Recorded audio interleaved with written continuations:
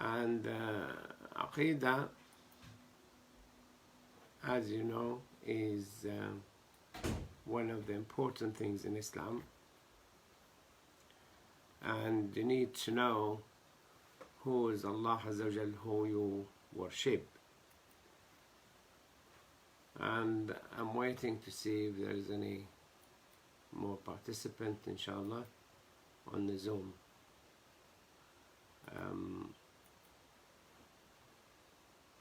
So we had quite a few joining in. So we're going to wait for, inshallah, more.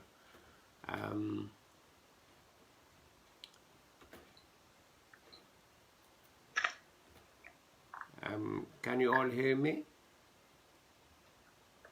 Yes, assalamu alaikum. Wa alaikum assalam. Can you see the screen, the PowerPoint? Yes, yes, I can. Okay. I can see the screen. Assalamu alaikum. Wa alaikum assalam. For those on Facebook also, we'll start inshallah. There won't be any slide shown on the Facebook, but the slide shown on Zoom. So who is Allah Azza wa Jal? There's essential concept everybody has to know to have his aqeedah and understanding to Allah correct. And one of the things which is very important is that there is a quite demarcation between Al-Khaliq,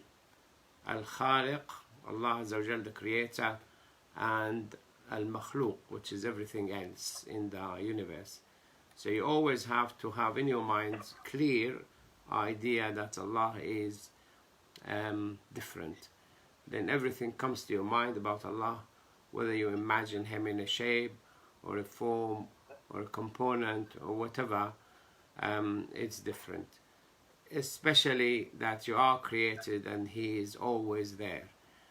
He's always there. It's something which have to be deep seated in your mind, that Allah Azza wa Jal is different. You were born and from a father and a mother, and one day you will die, and everybody else come to exist and disappear. So Allah Azza wa Jal is always there. So Allah Azza wa Jal is different from all what He created, and He is not part of it, and He's not in it, and He's not out of it, which is concepts which is difficult for the brain to understand, because we occupy a space, and the space you're either in or you are out.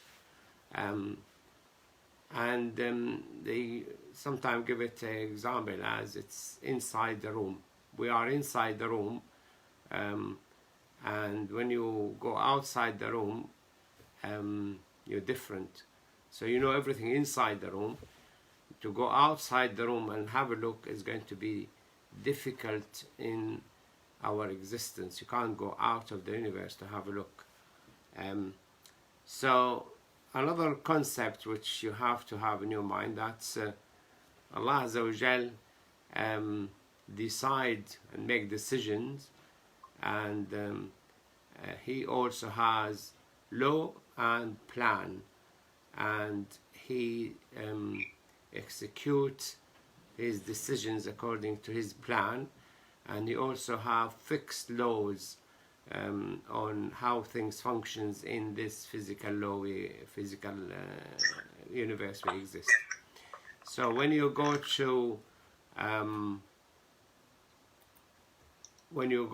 outside the universe, you can't go outside the universe. So you are ruled by the law of the universe. The astrophysicists, when they talk about the death of our universe, and they think of a way out of this universe, they say that it could be like a loophole. You go through the loophole to a new universe which has completely different physical and biological law, which might make you disappear in an instant.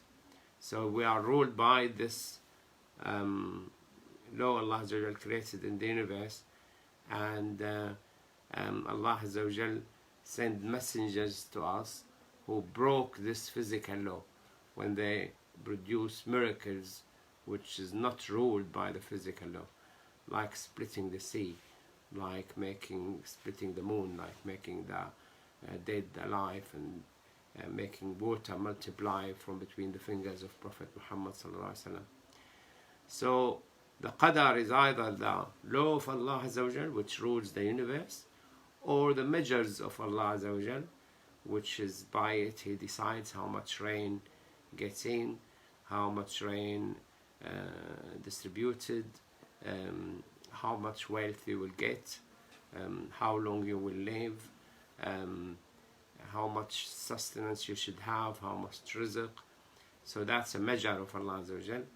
And the plan of Allah Azza wa Jal is the third meaning of qadar. So qadar is different than qada. Qada is ruling passed by Allah Azza wa Jal. Somebody should get punished by this or rewarded by that. Somebody should have a child. Like when Allah Azza wa Jal decided that Maryam should have a baby called Isa ibn Maryam, He said,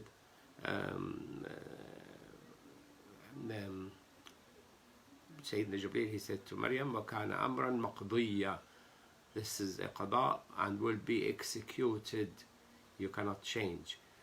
Obviously, we're told by Prophet Muhammad sallallahu alaihi wasallam, if the qada coming from Allah Azza wa Jal down to earth, you can stop it by dua. If your dua is accepted by Allah Azza wa Jal, and the dua, the request will stop the qada, the ruling.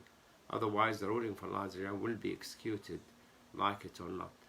And it's a sentence passed by the court of Allah Azza wa Jal. The qadar is, if it is a plan of Allah Azza wa Jal, first, we don't know the plan, and secondly, the plan of Allah Azza wa Jal, nothing will change it. So if Allah plans something, you cannot change the plan. You cannot change the law of Allah Azza wa Jal unless you use another law. So if the qadar of Allah Azza wa Jal, you get an infection, there's another qadar of Allah Azza wa Jal, you get a treatment for it, an antibiotic. The qadar of Allah that you had a broken arm, another qadar of Allah Azza wa Jal, if you fix it in a plaster, it will heal within 2-3 months. So that's the law of Allah. The measure of Allah could be increased or decreased, depends on whether you deserve more money or not, whether you deserve more wealth or not, you deserve more health or not, whether you deserve to live longer or not. So the measure, which is the lifespan, could be increased by dua, by charity, by connecting with your family, next of kin. So if you keep contact with your next of kin, you actually get the measure increased or decreased. So al-qada might be changed with dua, and the qadar and the law might be opposed by another qadar of Allah Azza wa Jal, if it is a law. Like the water evaporate by 100 degrees centigrade, you can stop it evaporating by applying pressure on it. If the water freezes by 0 degrees, you can add some sort of minerals to it and make it antifreeze. It will not freeze. I'll probably stop here and see if any of you have a question. So any of you have a question about what I said? Yes, I have a question. Yeah. You said you can change your qada by dua. You don't change the qada, you stop the qada. The hadith, the Prophet ﷺ said, al-qada wa dua يتعاركان إلى يوم القيامة. يعني the dua, if your dua is quick enough, it will meet the qada coming down from heaven, and it will stop it, and they will stop each other till the day of judgment. So if the dua is not accepted, obviously the qada will be executed. If the dua is accepted, then it will stop the qada. the ruling, like freeze the sentence. So you can stop the punishment of Allah through qada. By dua. By dua. By dua. Yeah. By dua. So. Yeah. But you have to do this within a particular time frame, isn't it? Quickly. Yeah. Allah Azza wa Jal said. The Prophet ﷺ said, وَأَتْبِعِ الْحَسَنَةَ السَّيِّئَةَ تَمْحُهَا. Follow the bad deed with a quick deed, quick enough, by a good deed, quick enough to erase it. And وَالَّذِينَ إِذَا هُمْ يَسْتَغْفِرُونَ وَإِذَا فَعَلُوا فَاحِشَةً وَظَلَمُوا أَنفُسَهُمْ ذَكَرُوا اللَّهَ فَاسْتَغْفَرُوا لِذُنُوبِهِمْ. If they do a bad deed and make an injustice act against themselves, they remember Allah Azza wa Jal and they ask for forgiveness, and who forgives but Allah Azza wa Jal. So it has to be very quick. If the person careless about it, it might not be stopped. I see. So can I just, sorry, if we're praying 5 times a day, with each pray you pray for forgiveness, does that mean that you're doing that anyway? Is that counted as? There is 2 things. Is one of it, you commit a sin, and the sin will be punished by Allah Azza wa Jal on the Day of Judgment, or the sin, if it's committed against certain people, unjustly treat other people, or especially when you demoralize somebody else, when you cause bitterness in somebody else, and that person is unjustly treated, Allah might punish you very quickly, and that has to be, you have to repent very quickly. But if you you make a sin against yourself, you didn't do something, or you said some things which is wrong or whatever, then Allah Azza wa Jal will erase it when you do the next prayer, and the next Jumu'ah, and the next Ramadan. So the prayer to the prayer, erase what's in between. The Prophet said, and Jumu'ah to Jumu'ah, erase what's in between. And Ramadan to Ramadan, erase what is in between. But there is certain sins Allah Azza wa Jal will punish sooner or later, and that has, especially, it has to do something else with other people. ألم تر كيف فعل ربك بعاد إرم ذات العماد الذين طغوا في البلاد وثمود الذين جابوا الصخر بالواد وفرعون ذي الأوتاد الذين طغوا في البلاد. So Ad and Thamud and Fir'aun, when they were aggressor, exceed the limits with their injustice, Allah Azza wa Jal destroyed them in this life. So Allah didn't wait the Day of Judgment, Allah destroyed them in this life. Ad and Thamud and Fir'aun. So perhaps now the humanity deserves to be punished by Allah Azza wa Jal, not wait to the Day of Judgment. Allah said the coronavirus. So things exceeded the limits. And if you look into how much injustice committed across the globe, so many wars, so many attacks, so many promiscuity, so many crimes committed, moral and physical crimes, and even the major countries, the top leaders became so arrogant and aggressive, and perhaps we all deserved punishment from Allah. Obviously, Allah excludes from this punishment many people. Many people don't even feel there is lockdown or there is a virus and things. But qada sometimes come down, and the punishment will take place. So I'm glad that you raised this point, because somebody asked me that, one of my children, if Allah's planned everything for you, what's the point of praying? Because you can't change anything. So that's really helpful that you've explained that. That will appear in probably next slide when we talk about the time. All right, okay. Yeah. So the next slide, qadar as a measure can be increased or decreased according whether people deserve or not, as a measure, whether you should be given more money, more health, more life, you live longer, and that could be increased and decreased. And the Prophet ﷺ said, "Man arada an yunsa lahu fi atharihi wa yuzada lahu fi rizqihi falyasir rahimah." If you want to have more income, more wealth, or live longer, keep good relationship with your family. Yasir rahimah. So that will change the qadar as measure. Will not change the plan of Allah, will not change the law of Allah. If you make dua day and night that the coronavirus will not destroy your lungs, that will not happen. You have to avoid the virus getting into you or find a cure to it. So the qadar as a law, you can't change unless you use another qadar.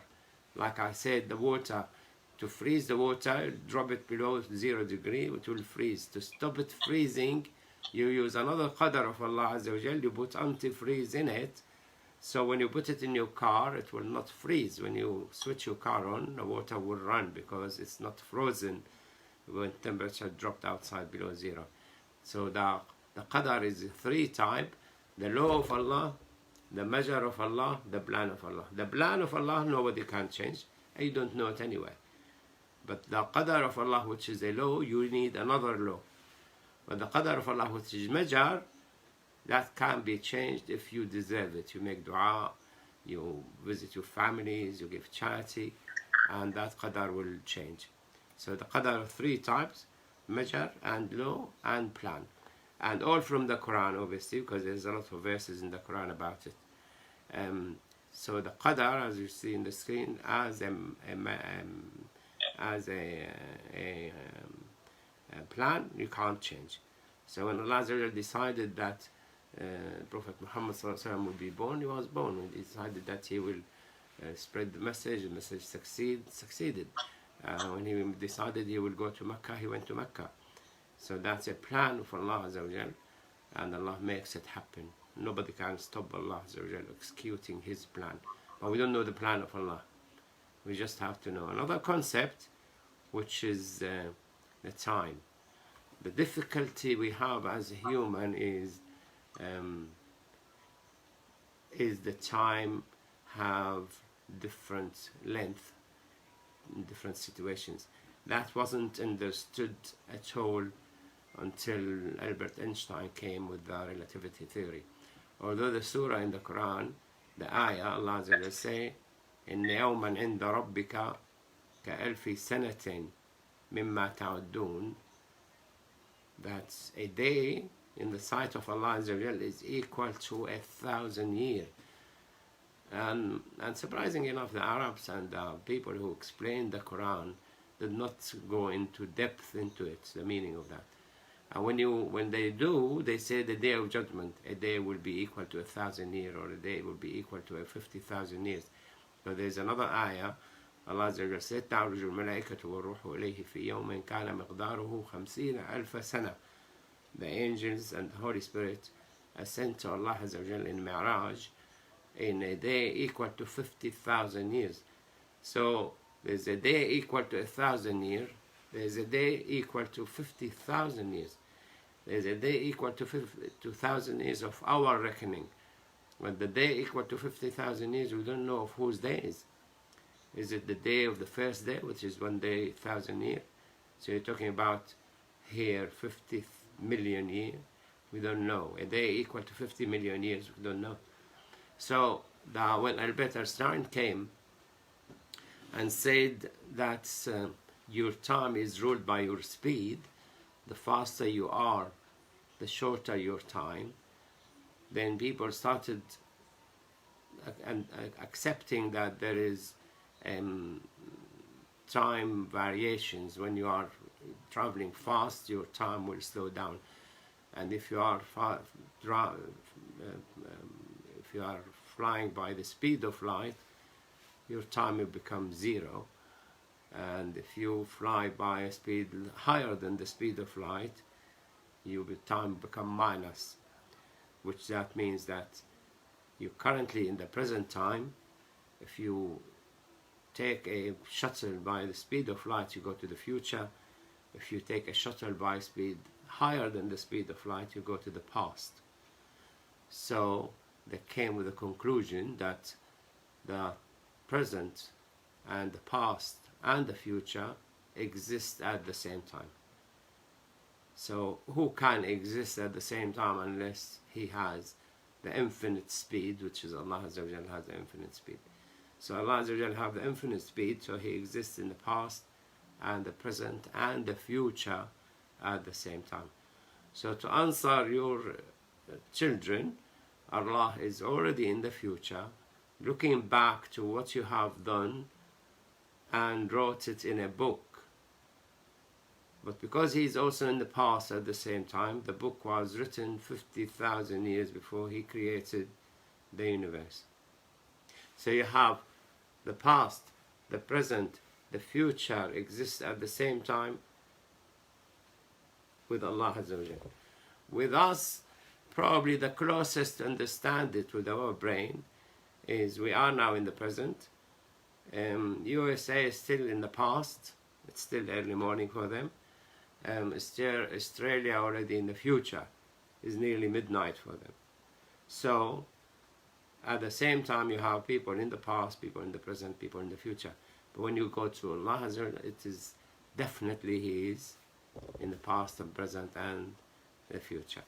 So that's one concept which is you need to understand how Allah Azza wa Jal knows what you are doing without forcing you to do it, because He's already in the future seeing what you have already done. So for Him it's a past. In the Quran, Allah Azza wa Jal said, "Ata amrullah fala tastajiluh." The order of Allah has come, but for Allah it became past. It already happened. The Day of Judgment already happened. For us, do not hurry it. For us yet to happen. And when Allah Azza wa Jal took Prophet Muhammad to Mi'raj, He took him across the time, and He saw people punished in hellfire and people rewarded in paradise. So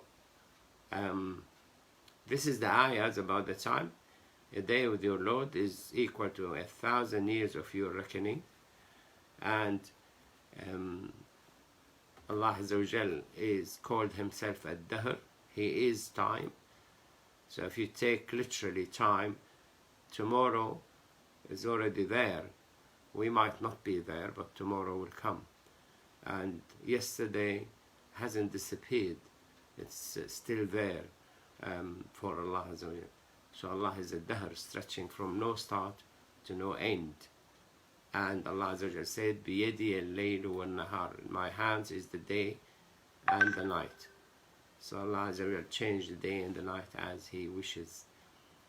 So Allah Azza wa Jal said, "Yasubbu ibn Adam al-dahr," again, "Wa-ana al-dahr." فَإِنِّي أَنَا الدَّهْرُ. Allah said, I am time. بِيَدِيَ اللَّيْلُ وَالنَّهَارِ. In my hand, the day and the night. So Allah make the day happen and the night happen, the day happen and the night happen across the time. He could stop the day and night happening. So this is in the Hadith Qudsi, and in the Quran Allah Azza wa Jalla says, وَقَالُوا مَا هِيَ إِلَّا حَيَاتُنَا الدُّنْيَا نَمُوتُ وَنَحْيَا وَمَا يُهْلِكُنَا إِلَّا الدَّهْرُ وَمَا لَهُمْ بِذَلِكَ مِنْ عِلْمٍ إِنْ هُمْ إِلَّا يَظُنُّونَ. We all in confusion. We think this, we think that just time will make us die. It's not time. Allah Azza wa Jalla make us die or live.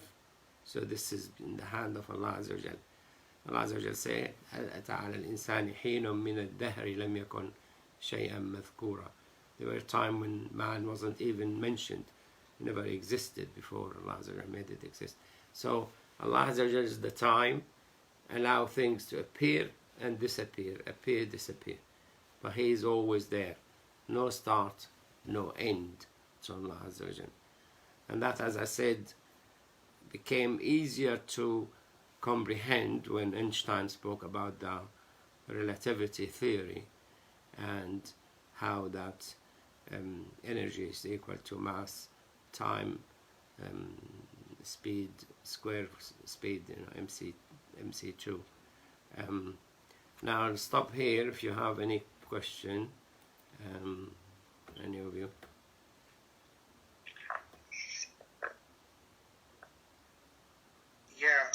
have a question. In terms of time, when Rasulullah sallallahu alaihi wasallam he went on the Miraj, there is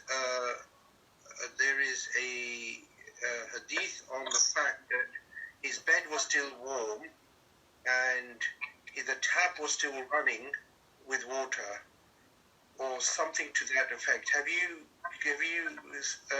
read that or seen it anywhere? There's many Mi'raj. The Mi'raj which you're talking about was done in Medina. Isra wal Miraj. I'm talking about Isra wal Miraj. Isra and Mi'raj was done in Mecca, and he went during the night and came back. That took hours. But the Mi'raj done in Medina, Aisha radiallahu anha said that his bed was still warm when he came back. Now, when you go to Mi'raj done in Mecca, the Prophet ﷺ was telling about what he saw in Jannah, and Umar ibn Khattab asked him, he said, can you tell us about all what you have seen in Jannah? And the Prophet ﷺ said, if I keep talking non-stop for thousands of years, I will not pass to you a fraction of what I have seen in Jannah. So what that means, when he went to Mi'raj, he saw so much in very short time or no time. Now that's what you talk about when your time becomes zero. They say if you go and live by an edge of a black hole for 1 hour, you come back to Earth, the Earth passed probably 5 million years. So your time stops. Now when your time stops, how long you will live in no time? That's when Einstein came with a theory about the relativity. If you travel, take a train by speed of light, and you go for like you are 20 years old and you have a son who is 1 year old, and you go for 10 years journey, you come back and you are 30 years old, you find your son is 80 years old. So the time will be slowed down for you while it's not slowing down for your son. So that's the relativity. So when the Prophet ﷺ went into Mi'raj, he didn't go to heaven in a time which we consider like, to go out of the Milky Way takes 1 billion light years. To go out of the known universe is 50 billion light years. So he didn't go to Mi'raj with the time as we know it. There was no time for him. He went to Mi'raj and he saw what he saw and he came back.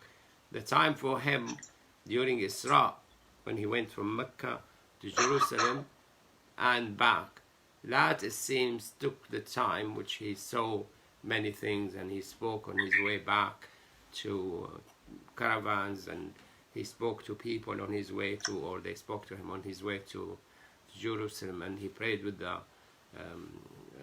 prophets in Jerusalem. That took the time. But when it went to Mi'raj, when you read the Mi'raj story, the time stopped. There's no time. So I see. So thank you for clearing that up. So when Miraj happened, the time stopped. Yeah. So he was in the future, seeing what's happening. Like I'm saying, Allah Azza wa Jal already in the future wrote what happened in the past for Allah Azza wa Jal. And for us, it's not forced on us. It's not forced on us. It's not outside what Allah knows and written in a book. So when you go to Surah Al-Hadid, the end of Surah Al-Hadid, Allah Azza wa Jal says, ما أصاب من مصيبة في الأرض ولا في أنفسكم إلا في كتاب من قبل أن نبرأها. Whatever calamity happens on earth or within yourself, it is already in a book which we wrote before we created the earth and you. So I used to think that book was the Quran, but that's a different book. That book is the Lawh Mahfuz, isn't it? Yeah, that's not there's so many books Allah sent to mankind, books to read, there's information in it. But here, the book of events is with Allah Azza wa Jal. Now, they call it اللوح المحفوظ, and they could call it علم الله الأزلي or whatever. Now, they have many another concept. Any more questions on this before we move? Lubna Ashraf, you need to switch your mobile. We're running out of time. We have 7 minutes to go. So we'll go to probably see if we can cover another concept.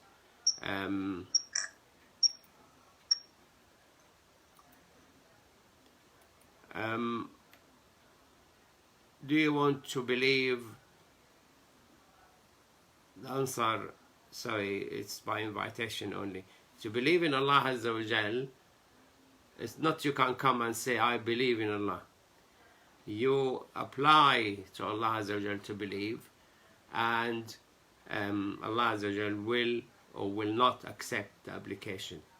So who Allah Azza wa Jal will not accept his application to believe, we call it in Allah la yahdi. Allah will never guide a list of people who will have to change before Allah Azza wa Jal will accept them and make them believers. Allah listed them in many ayah in the Quran. Allah la yahdi al-qawm al-zalimin.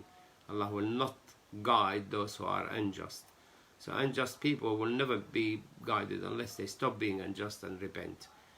Who will be not accepted? Those who are kafirin. They deny the fact that Allah exists, and they keep lying that Allah exists. They keep covering the fact that there is a creator to the universe. Oh, it came from nothing. They will not accept even a car came to your drive from nothing, but they will accept the whole universe came from nothing. As obviously they're covering up, because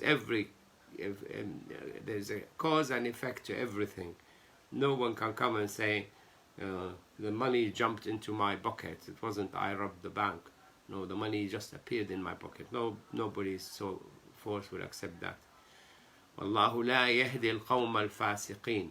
Those who split from the religion, they were following the religion, then they split away. Allah will not guide them. They have to make the decision to come back to Allah Azza wa Jal and to the belief. So that's a fact. Allah, not everyone can claim to be a believer.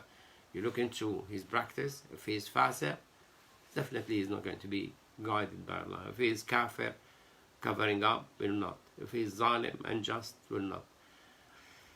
Allahu la yahdi man yudil. The person who mislead other people, Allah will not guide him.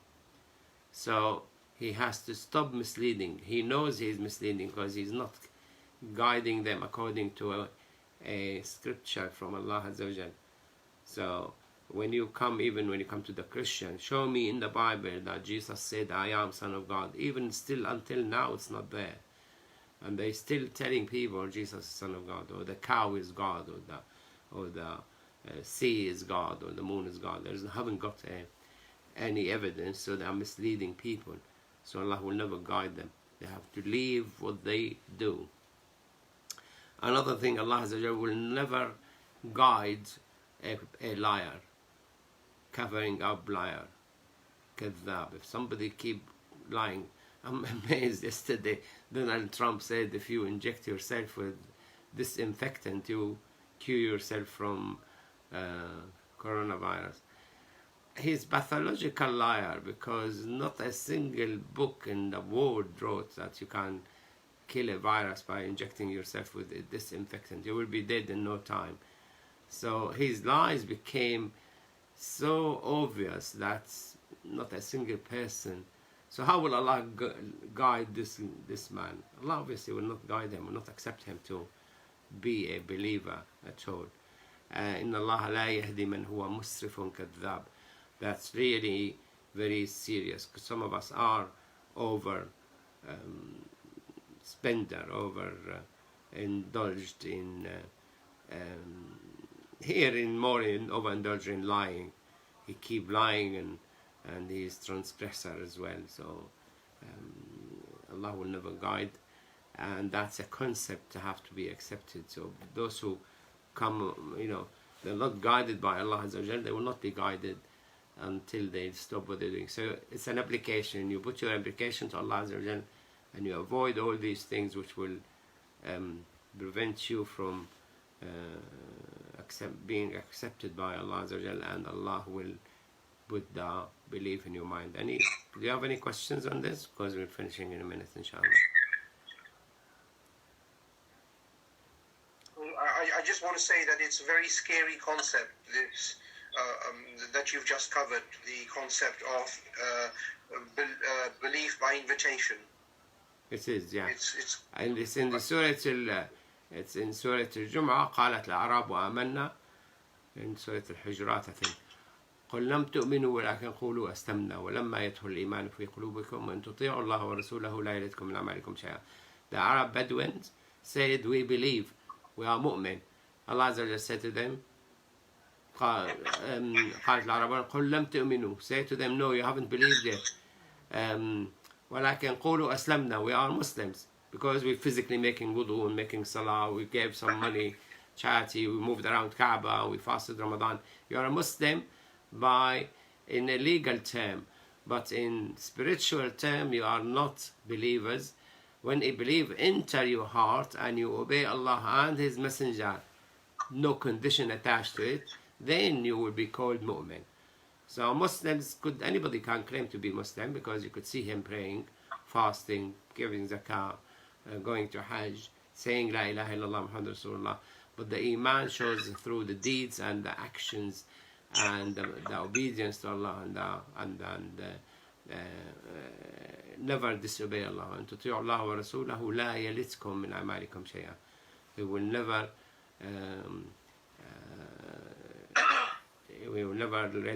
let you down or ignore your deeds. So there's two stages. Islam is a stage which you put the application to Allah by praying, fasting, paying zakah, going to Hajj, hoping Allah will accept that application, put the Iman in your heart. Once the Iman enters your heart, then you are a believer, will never come out. And Allah yahdi man yasha. Whoever wants to be guided, Allah will guide him. But he has to comply with the haram and halal, never do things which will make Allah reject him.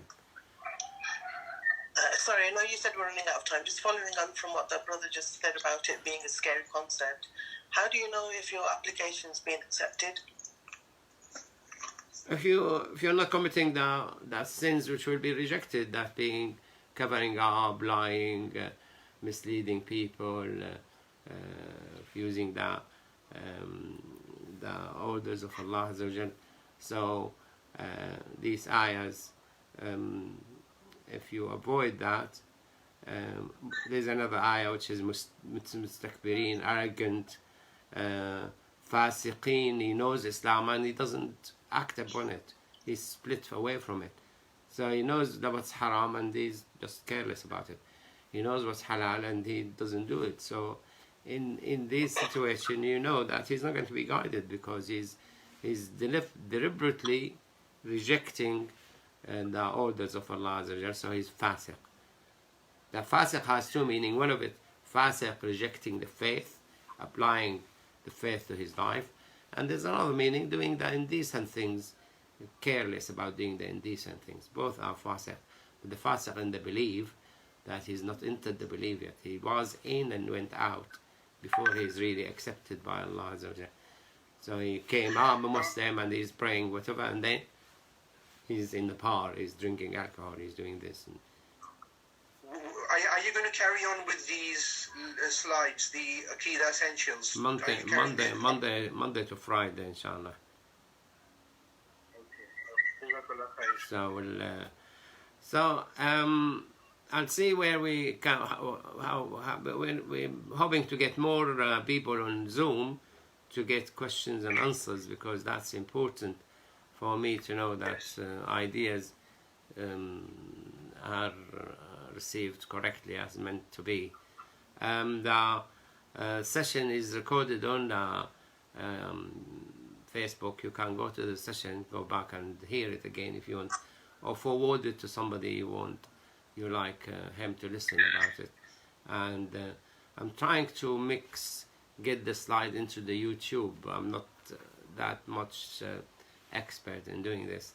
To double stream the Zoom and YouTube and Facebook at the same time, which need more experienced people like other than me. So we're finishing the Zoom now in I think a few minutes. سبحانك اللهم وبحمدك نشهد أن لا إله إلا أنت نستغفرك ونتوب إليك وصلى الله على سيدنا محمد وعلى آله وصحبه وسلم الحمد لله رب العالمين.